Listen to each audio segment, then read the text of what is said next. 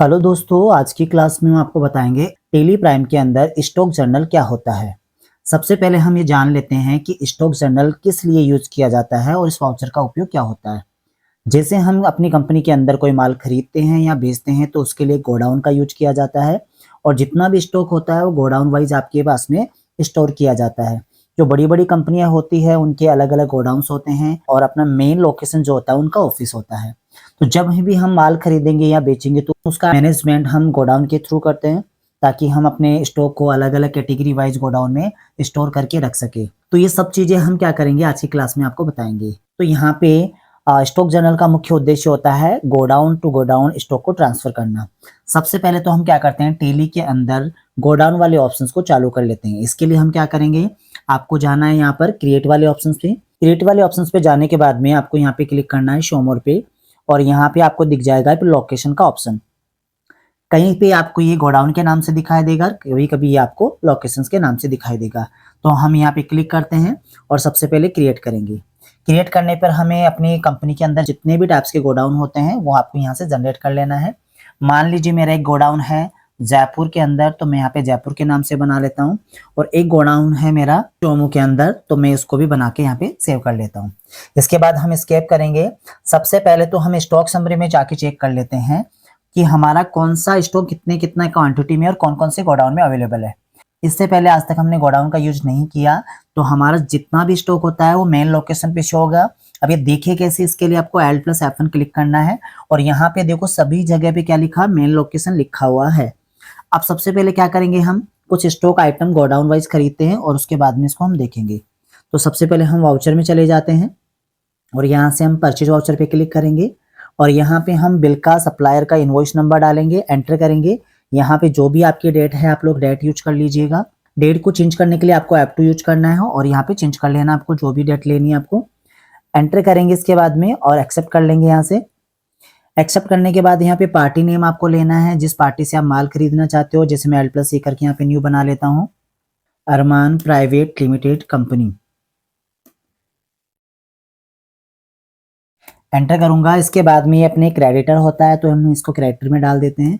Enter करते हुए आगे बढ़ जाएंगे। यहाँ पे अपना स्टेट राजस्थान सेलेक्ट करेंगे। यहाँ पे भी पिन कोड आपका पार्टी का दे रखा हो, आप लोग यहाँ एंटर करोगे। एंटर करके यहाँ पे उसका pan card number, GST number जो भी है अप्लाई करते हुए एंटर करते हुए आगे बढ़ जाइएगा। एंटर करेंगे, इसको भी एक्सेप्ट कर लेंगे हम। यहाँ पे हम परचेज लेंगे, देन यहाँ पर स्टॉक आइटम लेते हैं जो हम परचेज करना चाहते हैं। तो यहाँ पर मान लीजिए हम कंप्यूटर खरीद रहे हैं, तो जैसे आप कंप्यूटर पे क्लिक करोगे तो यहाँ पे आज से पहले क्या था, सीधा क्वांटिटी पे क्लिक होता था, लेकिन अब यहाँ पे एक लोकेशंस का ऑप्शन भी दे रखा है। तो हम लोकेशंस की लिस्ट को शो कैसे करेंगे, इसके लिए आपको स्पेस की दबाना है और यहाँ पे जितने भी लोकेशंस आपने बना रखे हैं या गोडाउन आपने बना रखे हैं वो सारे यहाँ पे शो हो जाएंगे।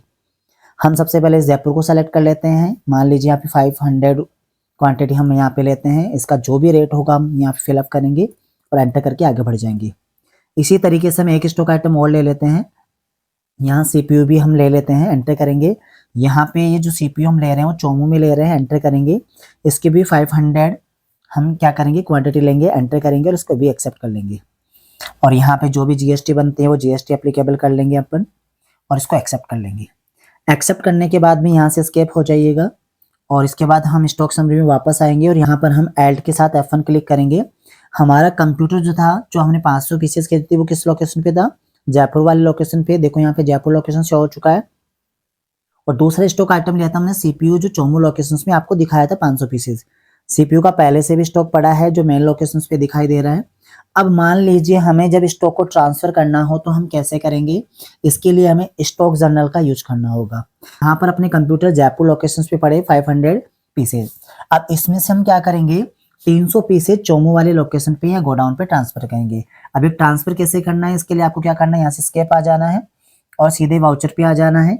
वाउचर पे जाने के बाद आपको अदर वाउचर पे क्लिक करना है और यहाँ से आपको स्टॉक वाउचर को ओपन कर लेना है। जैसे ऑप्शन करोगे तो यहाँ पे स्टॉक जर्नल का लेआउट कुछ इस तरीके का आपको दिखाई देगा और यहाँ ऊपर लिखा हुआ है ट्रांसफर ऑफ मटेरियल।